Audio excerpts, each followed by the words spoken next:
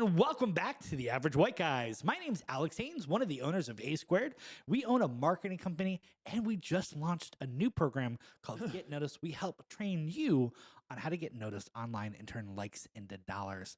And I'm here with the illustrious, glorious, good looking, good smelling, amazing, stacked, excitable, glowing Justin Scott. Did you say illustrious? I think I said illustrious. I was actually rolling with that. Okay. Hey, everybody. This is Justin with LLW Properties and Community Real Estate Services. Thank you for joining us.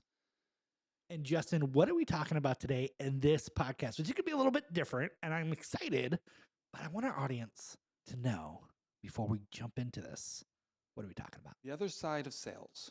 The other side of sales. And let me tell you, this podcast has taken many turns to actually get here because we were going to do something entirely different. Had a great conversation before the podcast started, literally nuked it. And we said, no, this is way more important. And before we get into our stories and why it's so important to have this conversation, I'll remind our audience and our listeners about Bank, because we're going to refer to this a lot today. Bank is a quick profiling system to understand people's personalities and how people communicate. B stands for blueprint, A stands for action, N for nurture, and K for knowledge. Real quick, blueprint love structure, action love making very quick decisions. They're fear of loss type of people. N is for nurturers. We love community. We love people. We love helping our community. We care less about money. And then knowledge, they're all about getting information. Just make sure you understand that because we're going to refer to some of these a little bit more in our podcast. So let me tell you about selling a pencil. I don't know if you've ever seen this really popular clip online, Justin, but there's a clip from a movie where a guy wants to work for an up-and-coming software company or computer company. And the guy who is interviewing him hands him a number 2 pencil and goes, "Sell me this pencil." And the guy breaks it down really well. And he does a really good typical sale. Well, do you need to write or something? This can do it for you. And the guy goes, well, you didn't actually sell me the pencil correctly. And the guy's like, what do you mean? He goes, well, all about the benefits. What can you make a story of how this pencil is worth more than the 10 cents it is? And he started kind of sharing some things. And I always think about selling a pencil, and there's so many ways you can sell a pencil, right? You could say it's recycled. Hopefully this isn't true. You don't want to ever make up a lie, but pencils can be more valuable when it's recycled material. You're helping the environment. That might speak to a nurturer, right? This pencil was used by Steve Jobs as he crafted the perfect blueprint for the iPhone. Well, obviously that should be in a museum somewhere, but let's say you wanted to buy that. I said the word blueprint. You're probably, if you're a blueprint person, goes, ooh, I like that, right? Or this number 2 will do X, Y, and Z, and it will write 100 times, blah, blah, blah, blah, blah. This number 2 pencil has graphite at 1.3 ounces, and it's got 0.2 wood shavings per, and the rubber is 1.5 inches long, and you can erase up to 1,000 different words with it. And this pencil can write over 1 million pages if you sharpen it once a day. That would be something for a knowledge person. Of course, for an action person, you don't sell them pencil. You tell them you can't buy this pencil. Now they want it. Now they need it. Well, why can't I buy that pencil? I want that pencil. Well, it's a special pencil. It's already spoken for. Well, how much? I'll pay more. I need it. I'm afraid I'm going to lose out. I just went through Bank, BANK, real quickly on how to sell a pencil. But there's a crazy aspect. That's one side of sales. That's me coming and pushing a sale. Most people don't think about the other side. So Justin, tell me your story. You know, I'm into fitness. And one of the things that a while back I was looking for a place to buy protein drinks around here, or protein powder. And there's really, at the time I was looking for it, there's really no other places besides a couple of your average ones that have been around for 20 years. And I was looking for something a little bit more specific, but I wasn't really going anywhere. I wasn't looking for advertising, and I happened to be driving by a shop and I saw it and I'm like, oh, okay, let me go in and see what they have. And I went in and they tried to sell me on a few things. They were pretty good, but What they sold me on is the information that I was needing. I told them specifically what I was training for. I told them exactly why I needed it. I told them when I was wanting to use it. And then they were able to guide me towards the specific item that I wanted. And so it seemed like they were able to key in on that. They knew, hey, okay, don't try and sell him on something different. This is what he's asking for. Let's give him the information. So recently I was in there and I was just going in to buy my usual stuff. And they started trying to push a product on me. It was a multivitamin product that was in a drink form, and they were just saying, hey, how are you doing on your multivitamins? I'm like, I think I'm doing pretty good. They're like, well, hey, this has this, this, this, and this, which they were giving me the knowledge part, but I wasn't going in for it. I just wanted to be in and out. It almost seemed like they were saying, if you don't do this, then you're going to lack all of this other stuff as well. And then they gave me 3 different types of flavors for it. And it was interesting because the younger guy who was selling it to me, he just kept trying to push it. And then I noticed the owner of the company, he's standing in the back and he's kind of going, this guy doesn't want it. And so when I was leaving, he goes, hey, next time you want to kind of do it this way. And so it was just one of those that I didn't want to buy it. So don't try and push it on me. And the guy that had the experience, the owner of the company, he could tell where that sale was going with it, and I was never going to buy it no matter how much he gave me free drinks. So the point where I'm going as far as knowledge is you really need to know who you're selling to, because don't push it down my throat. I think that's a really great point. This is the other side of the sale. This is when someone comes into your shop looking for something. This is why it's really important to code on the fly. And this is why that person lost out on a really good sale. If you're looking for protein powder and you pick up your protein shake, what I would have done is offer a sample of a different flavor or a different upsell product. That would have been more in line of what you're looking for. This only happens when you understand the person in front of you. This goes back to knowing your audience.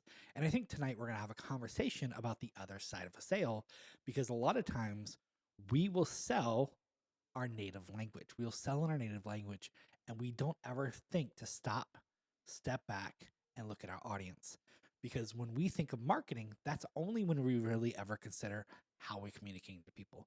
We rarely consider, when someone comes in, how we're handling them. And I've seen a lot of people botch a lot of sales because they don't listen and look at their audience when someone approaches them for a sale, because we go into our pitches because that's how we're trained.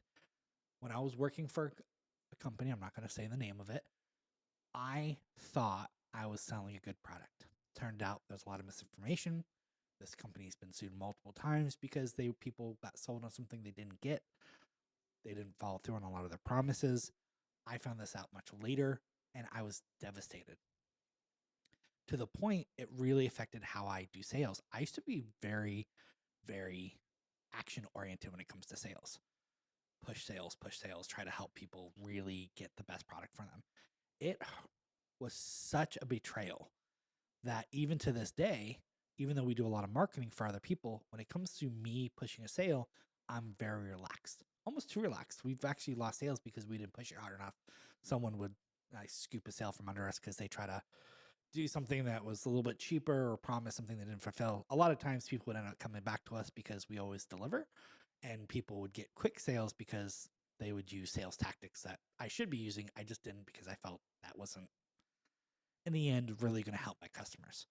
And so this is something, even as a marketer, I'm going to be honest with, I could do a better job at being a little more lean into my A to help make sales faster.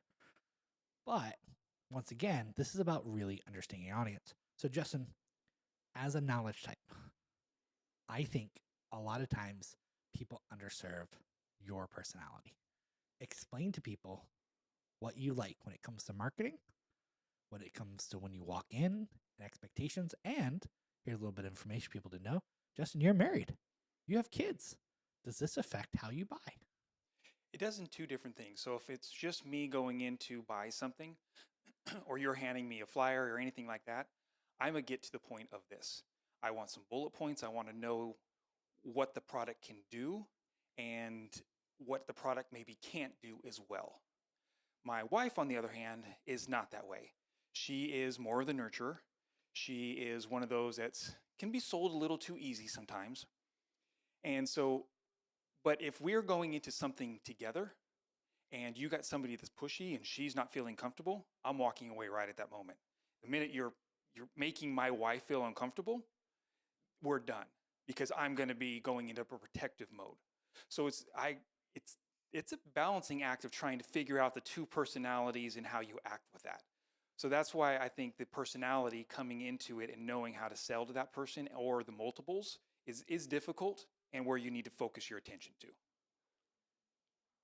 This is a great time to say this, but I've actually used this tactic to some degree of success. It's a very difficult thing to do, but you can actually ask a couple who's making the decision. You can do it a tactful way, and you can do it in a fun way. Like, I really lean into my humor and my fun personality when I make sales. If you see me doing a sales process, I'll be like, oh, cool. So which of the two are making the sales? Is it her? Is it him? Is it both of you? Like, what's going on here? Does anyone actually have any money? And I'll get people to laugh, and they'll kind of chuckle. And if I can get them to chuckle and I get them to laugh and appreciate my humor, usually their guard will come down and they'll actually tell me who's making the decision, in which case I will shift how I sell. Not to discount the other person, but understanding who is the actual factor in this dynamic. And it sometimes changes. Sometimes it's both. Or, hey, my wife was looking, but I'm going to make the decision. So sometimes I'll have to appease both and understand that I'm talking to two separate people, and even reiterate things and say things in a unique way to meet both personalities, because rarely are two people speaking the same language. Reminds me of one of my favorite TikTok videos out there where the wife is going, "Tell him you're in charge, babe. Tell him you're in charge." Basically, she's the one in charge, but trying to give him the authority to do it. But yeah, we all know who's in charge at that point. That happens a lot. And it's really interesting understanding the dynamic of a couple, understanding what works and what doesn't, and sometimes walking away from sales when you work for somebody else. So all the people that are currently working for a boss, I've been in a situation where I could not sell the product to the person because I couldn't stand how the person was treating their spouse. I couldn't do it.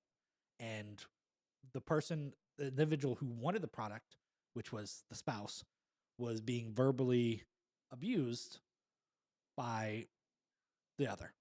And I'm purposely leaving out genders and all this other stuff because that's not really important. What was important was I couldn't do it. I could not communicate one of the ways the other one demanded because it was so against what I believed in. And I couldn't really service the customer because one was belittling the other and making a big deal and just buy it already. And I don't want to be here. And I left the sale, and my boss was furious because we had a sale and I couldn't land it because I couldn't deal with the personalities. It's so much harder to work for somebody else than yourself, because I've learned there are ways to help that situation. It's very difficult. One, you got to step back. You got to understand where both people are coming from. And two, you don't really know what's going on in that situation. You don't know the conversations they had in the car. You don't understand the dynamics and personalities. They may have already made a decision, and then someone's second guessing, and you're feeding into a potential problem this person's supposed to have overcome. There's a lot of things that can go into this. What you have to do is step back, take a breather, and address each problem individually. First, in this situation, I'm going to ask the one person, okay, if you guys are ready to buy, do you know what you're looking for? Can I answer any questions? Shift the conversation to the person having a hard time. And they might tell you what they need to know if that person's really going to make the decision. If the other person's unsure, you can answer that question after appeasing that first person. Sometimes it's order of operations, right? Sometimes you want to help the person asking all the questions, but the person who's like, I need to go, let's go, let's go, let's go, is the first person you need to appease, because once you feed them that information, suddenly they're good. They'll breathe, they'll relax. Have there's ever been an experience where on the other side of this, you could not work with the salesperson because they just did not speak your language? Yes, there's been plenty of times with that where I just basically walk away because they're not getting my personality. And sorry if I'm digressing here a little bit, but when we've been talking about these conversations, it's made me come to light with a couple of sales calls that I went on. I sales calls when we go out to association management, we meet with some board of directors, And I have one of the employees in here she is a talker. I think nurturers must be her thing because she will talk it to death. Now, I love her, one of the best, most knowledgeable people I've ever worked with. But we would go to these and I'm keep going, wrap it up, wrap it up. You're talking too much. You're talking too much. I'm just saying that to myself. And it just kind of comes to light right now. It's like, okay, well, because that's her nature, she's just going to talk. She's going to make sure you're comfortable. She's going to make sure you have all this knowledge to where I'm in there. And it was a good dynamic between the two of us because I'm like, Eileen, but I think you're just trying to say this. And so, because I could see their eyes kind of starting to roll back on some of them where they're like, wait, you're giving us way too much information. I wanted to be done 10 minutes ago. Let's wrap this up. And so I can now look back at some of those dynamics of going, that's where she wasn't reading one side, I wasn't reading the other side. And now you can come together with that to make sure you are working with the personalities, especially when we're meeting with 5 people. I love that you said that because my business partner and I also do that. We go into meetings and I take my business partner because he helps people understand when I get too excited. I have a nurturing problem and a level of intelligence problem. I am too smart for my own good half the time. And when I get excited about something I talk about, I start getting really granular. And we've had these conversations where I just start spitting out information and statistics, and I get excited about how things work. And I start getting to the ethereal and explaining all this really cool information. And I see it in your eyes. They're already starting to glaze over. He's like, oh no, not again. My business partner will then go, what he meant to say was X, Y, and Z. And he'll summarize it such a good way. And I'm like, that's what I said. He's like, no, what you said, no one understood because you just look like a crazy person who's a brilliant mastermind and they're not sure whether to hand you money and put you in a small room to take over the world or run. And so over time, I've had to get used to, and please no offense to anyone who listens to me and I told you something, I've had to dumb down a lot of what I say because most people don't get everything I understand. I have so much run around in my head about all these really unique things that most people you have to study for and understand and like do the research and understand why it makes sense the way it makes sense. And I've done that. And so I just assume everyone understands what I'm saying. And because I get so excited and I want to share, and my nurturing wants just to give, I give all that information. And it's way too much. It's information overload. And it's like I think I said this in another podcast. It's me being with a doctorate talking to a kindergartner. No one understood. So I think this is why in our podcast we've been hitting on the bank so much. And I think this really brings it to light of not just in sales, but in anything we do, you have to work with the different personalities because that's what life is. There's so many different personalities, and we're all a mixture of all the different personalities that we really need to be paying attention to how we come across, how other come across to us, how two other different people are interacting, and how you can maybe help the situation out there as well. I'm going to tell you my dream combination for a sales team. Are you ready? I want a knowledge person to start with collecting all the data for the perfect amount of information someone should be prepared to have to sell a product. I want them to give it to a blueprint who can put it into a structure. And then I want to nurture to actually talk to the people and the action person to go along with that nurture to make sure it actually gets done and the sale gets sold. That's what I would love. That's my like all-star team. It would take 4 people to actually create the best sale. And this actually happens when you look at like stuff online. We have that. We have blueprint when you go through a funnel. You have knowledge when you look at all the copy. You have action when you're actually told to make a sale, when you're asked for the actual sale. And you have the nurture. You have the person who's in that video going, we love you. We can't wait to help you. We're looking forward to it. This is why I love digital marketing. It is the essence of the perfect sales team. And if you are a person and you own a business, you've been struggling going, man, I wish I had one of these things. I need these things. The cool thing is now you know what you're missing. Is it a knowledge person? Is it a blueprint? Is it action? Is it nurture? The cool thing is you can get that sometimes even in a digital format. You don't need the person. So I think if you're listening to this, the key takeaways you should walk away with are the following. And Justin, I want you to chime in at the end of this. First and foremost, if you have a storefront, your people who do sales, your front of house, need to be trained on bank. They need to recognize the different personalities and make sure they're serving their customers accordingly. Two, you should look at your bank system when it comes to actually doing your marketing and sales because they tie together, and have a digital version of that. Make sure every one of those is, of course, being serviced. And if you're missing one of those, I highly suggest you either hire somebody or figure out how to use AI or a system you can buy to help you alleviate that pain point. Those are the things I think you should take away from this conversation. Justin? Yeah, and I think you hit on at the end with the AI is right now the technology is out there, especially because we're talking to entrepreneurs who are maybe starting to figure out where their place is, how do they do startups, how are they going to do this advertising, especially with they're by themselves. You can plug that into AI and say, hey, look, I need to advertise to more people in Blueprint, but I want to finish it with an action item. And so you can teach AI to what you are missing in your advertising skills on the low end. You're always going to get better if you can work with a team, if you can work with a company, but those are the beginning things that you can start to use. And if you put in those keywords, it's going to be very helpful.